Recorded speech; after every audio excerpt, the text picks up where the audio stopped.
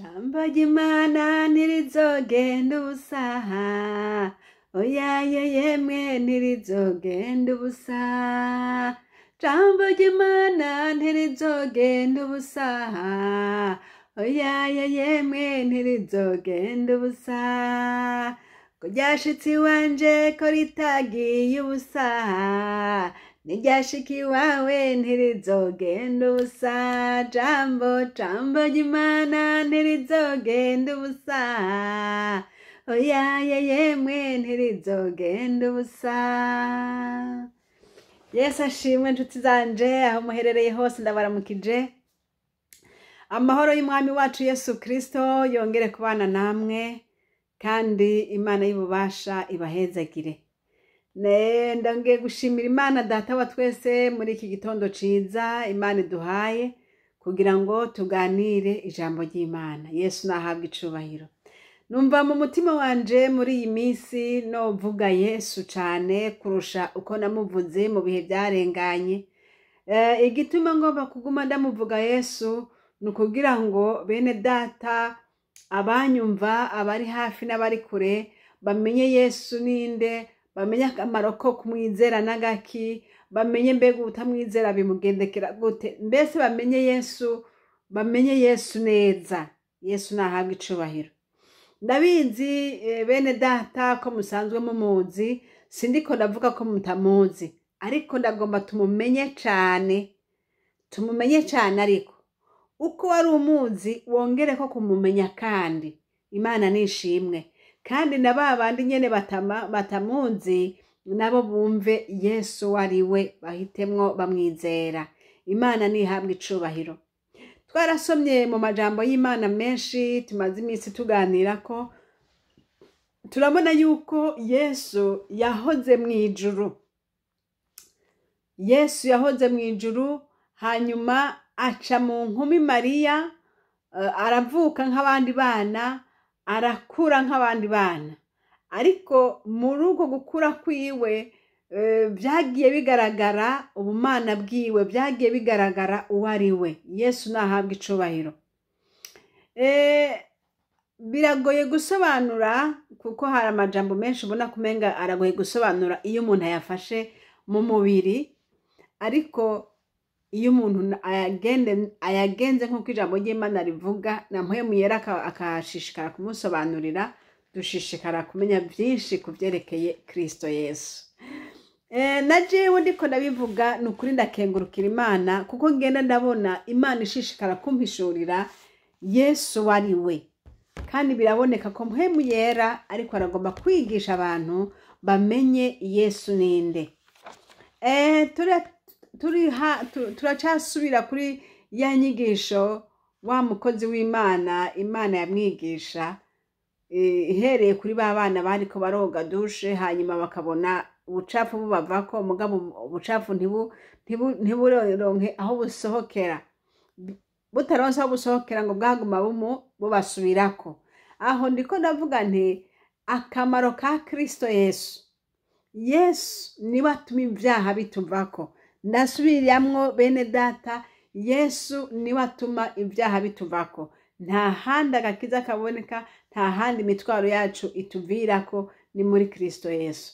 Uyu munsi rero ndagomba twongere turabe irindi jambo rivuga ngene Yesu turamusenga. Aho ndazi ko ari point sensible ku bantu benshi cyane batemera ko Yesu asengwa. Abantu benshi mbere bahora batubwira ngo kubera iki ngo musenga ngo umuntu, ngo erega ngo Yesu yarabaye umuntu. Sindiko ndavuga ko atabaye umuntu, yarambaye umubiri, aza mu isi, abana n'abantu, asa n'abantu, ariko muri we harimo ubumana. Abo babanye na Yesu bagiye babona basobanukirwa cane ingene Yesu atari umuntu asanzwe. Yesu nashimwe, yari afise ubumana muri we. Hari umukozi w'Imana umwe yanditse iki gitabo yitwa Luka. Turavye hariya Luka igice ca mbere, Luka igice ca mbere hariya nyene ku murongo wa mbere turaraba havuga ngo icatumye Luka yandika ubutumwa bwiza. Icatumye Luka yandika ni ngiki? Ngo abantu benshi baragerageje kwandika amajambo adonda ivyabaye muri twebwe, ngo nk'uko twabirazwe n'abahereye ubwa mbere ari vyabona vyavyo n'abasuku b'ijambo ry'Imana. Ngo hariho abandi Luka yagiye akurikira abandi babibayemo kera, nawe avuga ati nk'uko twabirazwe n'abahereye ubwa mbere ari vyabona vyavyo ngo babasuku b'ijambo ry'Imana. Ngo nuko nanje mpejeje gukurikiranya vyose neza, mpereye ku vya mbere nabonye ko ari vyiza kubikwandikira uko bikurikirana, wewe Teofilo umwubahwa, ngo kugira ngo umenye neza yuko amajambo wigishijwe ari ay'ukuri adakekeranywa. Yesu nashimwe. Luka yadushingiye intahe nziza. Dusomye imirongo turabona ingene avuze ati amajambo wigishijwe ngo nay'ukuri ngo ntakekeranywa.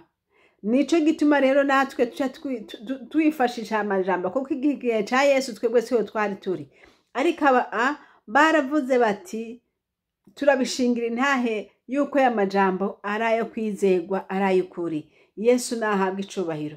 Uyu munsi twebwe ico dushingira intahe ububasha bwa Kristo Yesu bwakoreye muri twebwe bukaduhindura. Twebwe dushingira intahe ububasha twabonye, ariko aba nabo barashingira intahe ivyo témoignage baronse ko ari y'ukuri. Naho uyu nawe Luka aravuga ati naragize iperereza, naragize research, nararondeye, naragize recherche, nsanga vy'ukuri ibi bintu aba bantu batubwiye ni ivy'ukuri ntibikekeranywa. Yesu nashimwe. Kuko nawe nyine aratubwira hajya ku murongo wa 2 ngo nk'uko twabirazwe ngo n'abahereye ubwa mbere ari vyabona vyavyo n'abasuku b'ijambo ry'Imana. Nabavuga ati twabirazwe n'abandi babayeho babibonye. Yesu naduhezagire. Nshuti rero uyu munsi je navuze nti ico numva nshaka ko dusangire kumenya uyu Yesu rero. Uyu Yesu afise izina rikomeye cyane, izina rimwe ububasha, izina ridasanzwe. Egome hariho n'abandi biswe ba Yesu, n'uyu munsi bashobora kwitwa ba Yesu, ariko uyu Yesu Kristo ndiko ndavuga, iri zina rya Yesu Kristo rifise ububasha bukomeye cyane, rifise inkomezi nyinshi gose. Turavye mu gitabo c'Abikorinto ba 2 igice ca 5 hariya ku murongo w'9 haravuga gute? Abikorinto ba 2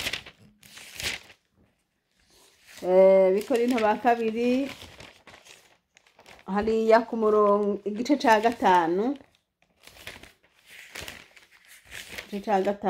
ku murongo w'9 dusome mu izina rya Yesu. Haravuga ngo kandi nico gituma tugira umwete wo kumunezereza, ari iyo turi wacu mu mubiri canke iyo tugerereye kure y'umubiri. Uyo Kristo Yesu rero tugira umwete wo kumunezereza. Ahiyo turiko turakora ibikorwa turiko turamunezereza. Imana nishimwe.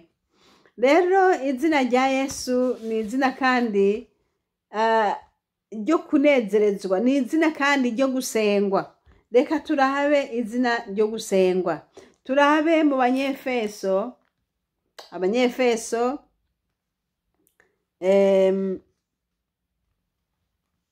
5 ku murongo wa 20. Turabe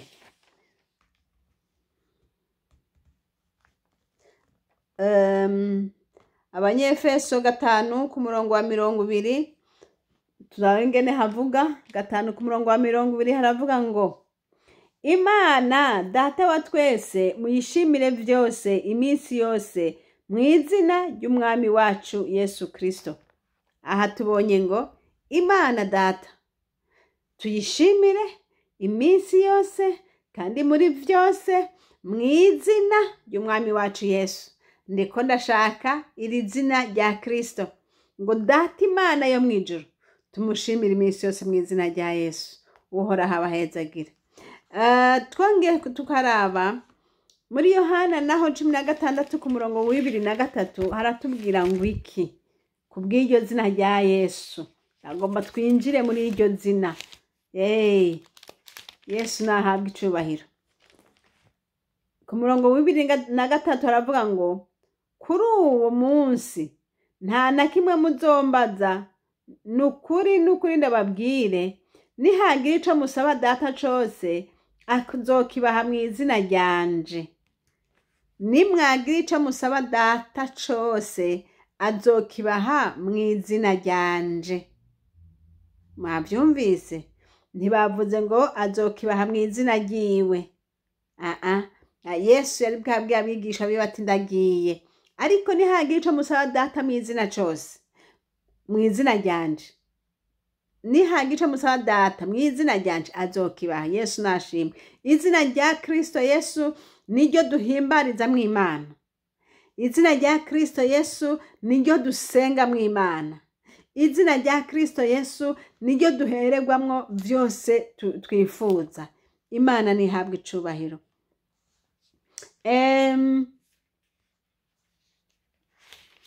Turavye hariya ku murongo muri Luka naho turabona ingene Yesu azi vyose, azi n'ivyumvirwa mu mutima w'umuntu. Luka 5:22. Turinjira muri Yesu uyu munsi, niho numva twokwibera. Luka 5:22 haravuga ngo maze Yesu amenye ivyo biburanya arababaza ati mwiburanye ibiki mu mitima yanyu? Ngo Yesu ngo amenye ivyo biburanya, ngo acarababaza ati mwiburanye ibiki mu mitima yanyu? Bari babonye hariho ikintu Yesu avuze, reka tukirabe hariya hejuru ku murongo wa 20, ngo abonye kwizera kwabo aravuga atewe muntu ivyaha vyawe urabihariwe. Abanyabwenge b'ivyanditswe n'abafarisayo batangura kwiburanya bati uyo ninde arogose? Ninde ashobora guharira ivyaha atari Imana yonyene? Baramuzana ivyanditswe rero. Maze Yesu amenye ivyo biburanya arababaza ati mwiburanya ibiki mu mitima yanyu? Icoroshe ni ikihe? Nukuvuga nturahariwe ivyaha vyawe, canke nukuvuga nti vyuka ugende? Yesu yabwiye uwaragwaye aramubwira ati vyuka ugende. Kandi acamubarira ati ivyaha vyawe urabihariwe. Yesu nahabwa icubahiro. Amubwira ati ivyaha vyawe urabihariwe, ngo abanyabwenge b'ivyanditswe n'abafarisayo ngo baca batanga kwiyumvira ngo uwo ninde ngo arogose, ngo kubera iki bavuze ngo araharira ibyaha, ngo mbega hari uharira ibyaha ngo atari Imana yonyene? Yesu nashimwe. Ntibari bazi ko ari Imana, ntabyo bari bazi. Ariko acarababwira ati none mutangajwe nuko mvuze ngo ndaguharira ibyaha?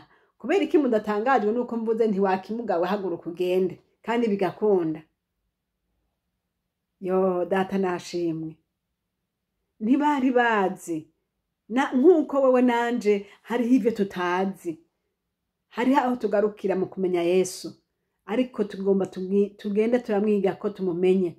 Yesu nashimwe. Yesu yakubwiye ati genda hariya urashika, nshuti ntukekeranye tugende. Yesu yakubwira ati ndi kumwe nawe, mwene data ari kumwe nawe vy'ukuri. Nuko nyene bimeze. Kandi Yesu yavuga ati mbega ho mu mutima wawe wiburanye ibiki? C'est-à-dire ko azoba yabibonye. Nivyo uri kuriyumvira. Kristo Yesu Munyanazareti arabizi. Ntahanyegejwe, haleluya, ntahanyegejwe, nta na kimwe wo munyegeza. Vyose arabibona kandi vyose arabisobanukiwe. Imana nishimwe. Data wa twese ahoraho nahabwa icubahiro. Kristo Yesu nashimwe. Yesu rero yashishikaye kwiyereka abantu, ashaka kwerekana n'ububasha bwiwe ubwari bwo. Reka turaba handi hariho abantu bavuga ngo yaha ngo musenge Imana yonyene, ngo ariko ngo Yesu ngo ntimusenge. Ariko turagomba kuraba irindi jambo ngene rivuga. Aha tuhejeje gusoma ndamo twasoma muri Yohana 16 ku murongo w'2023 Yohana 16 ku murongo w'23 haravuga ngo kuri uwo munsi nta na kimwe muzombaza, nukuri ndababwire nihagira ico musaba data cose mu izina ryanje azokibaha. Mwumvise yavuze ngo nihagira ico musaba data, mugisabe data hanyuma musabe mu izina ryanje. Izina rya Kristo niryo tuzamo. Wa muntu nababwire yari yarazimijwe n'inyigisho mbi, bari bababwiye ngo ntibanzosubira kuvuga ngo mu izina rya Yesu, ngo ibya Yesu byararenganye. Urumva bari babafatiye ahantu hakomeye cyane. Kandi mu izina rya Yesu ariho duharirirwa ibyaha, kandi mu izina rya Yesu ariho twishirirwa ibibazo byacu byose. Mu izina rya Yesu niho tugenda tugasenga Imana ikatwumva. Mu izina rya Yesu niho ibintu itangaza n'ibimenyetso bikorekeka. Ariko nawe yari yabakuye mu izina rya Yesu. Umwami Yesu adufashe. Dusenge data ariko mu izina rya Yesu. Hariho n'ahandi havuga ati munsenge mu izina ryanje. Narahababwiye ni muri Yohana 14. Yohana 14 hariya ku murongo wa 13. Naho Yesu yashatse kwereka ati nanje ndafise ububasha. Munsenge. Hariya ku murongo wa 13 Yohana 14:13 haravuga ngo kandi ico muzosaba mu izina ryanje. Ubu naho ntibavuze ngo muzosaba data, ariko bavuze ngo ico muzosaba mu izina ryanje nzogikora, ngo kugira ngo se ashimagizwe mu mwana. Kuri 14 ngo nimwagira ico musaba mu izina ryanje nzogikora. Mwabibonye ku murongo w'14 ngo nimwasaba ico arico cose mu izina ryanje nzogikora. Yesu nashimwe. Yesu nariko nabereka nti Yesu ni ububasha. Yesu ni umunyenkomezi. Yesu afise ububasha bwose. Nshuti yanje mwene data ntumukekeranye ko Yesu yahawe ububasha mu ijuru no mw'isi. Yesu nashimwe. Reka turabe mu Banyefeso igice ca mbere ku murongo wa 22. Turabe naho ingene hatubwira. Haleluya, urakoze mwami Yesu. Abanyefeso igice ca mbere ku murongo wa 22 hatubwira ngo kandi yamushikirije vyose ibishira munsi y'ibirenge vyiwe, kandi muha ishengero ngwabe umutwe waryo wo gusumba vyose. Imana nishigwe hejuru. Mwabonye ngo yamuhaye vyose ibishira munsi y'ibirenge vyiwe. Mumwizere n'umwami. Wowe utaramwizera ndaguhamagarira kumwizera. Ndaguhamagarira kumwizera kuko utamwizeye Bibiliya tubwira ngo utamwizeye ngo aramaze gutsindwa. None rero ntutsindwe ariko umwizere umwakire n'umwami aganza abaganza icubahiro kibiciwe. Ngo aganza vyose, ngo yamuhaye vyose ngo bishira munsi y'ibirenge vyiwe. None nawe arakuganza, nanje aranganza. Nivyanje arabiganza. Abantu bose ari hejuru yabo. Kristo Yesu nashimwe. Yesu ari hejuru ya vyose. Kandi ijambo rivuze ngo niwe mutwe w'ishengero. Haleluya. Ndahindukira mbwire bene data bafise amashengero. Ndahindukira mbwire bene data bakora igikorwa c'Imana. Yesu niwe mutwe. Twese turi munsi yiwe. Data niwe nyene ibikorwa. Izina ryiwe rishimwe. Hanyuma ndagomba guhereza ku ijambo riri mu vyahishuriwe Yohana gice ca 21 hariya ku murongo wa 27. Mwanya uradusiga ariko nari ngomba kuvuga Yesu. 21 ku murongo wa 27 havuga ngo kandi kuri wo ntaho hazogera ikintu gihumanya canke ukora ibizira akabesha atarabanditswe mu gitabo c'ubugingo ca wa mwagazi w'intama. Yesu nahabwe icubahiro. Ngo aha nagomba kuraba mw'iri jambo ngo atarabanditswe mu gitabo c'ubugingo cande ca wa mwagazi w'intama w'Imana. Yesu Kristo we ngo Yesu afise igitabo aho niho yandikamwe abamwizeye bose. Haleluya. ngo kandi imbere y'Imana ico gitabo niho kiri, cyama candikwamwo abinjiye muri Kristo Yesu, bandikwa aho nyene, ngo kandi bazosomwa, amazina yabo azosomwa. ngo ariko utanditswe muri ico gitabo, muri ico gitabo ca Kristo Yesu utanditswemwo, ngo ntazokwigera yinjira muri Yerusalemu muca. Njuti yanje uri kurankurikira aho uri hose, wihute wiyandikishe mu gitabo c'umwami wacu Yesu Kristo, aho ico gitabo kizosomwa n'izina ryawe rizosomwemwo. Haleluya. Sindiko ndakwigisha iby'amadini habanamba, ndiko ndakwigisha kwizera Kristo Yesu, ndiko ndakwibwira kwiyandikisha. Yesu nashimwe. Nibutse igihe kimwe nariko ndafasha hariho umuntu umwe yari umuyisilamu kandi yaragwaye kandi yari umugenzi wacu.